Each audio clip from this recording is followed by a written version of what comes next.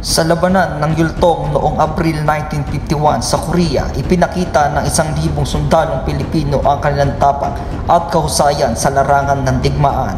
Sa ilalim ng United Nations Forces, ang 10th Battalion Combat Team ng Pilipinas ay pinadala upang sumali sa laban ng puwersa ng China at North Korea.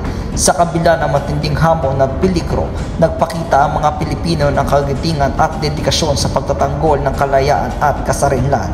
Sa labanang ito sa Yultong ay nagsisilbing mahalagang bahagi ng kasaysayan ng Pilipinas sa larangan ng pangdaigdigang digmaan.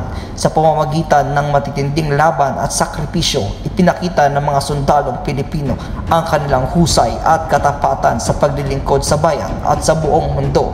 Ang pamana ng kanilang kagitingan sa labanang ito ay nagpapatuloy hanggang sa kasalukuyang bilang inspirasyon sa mga susunod na henerasyon ng mga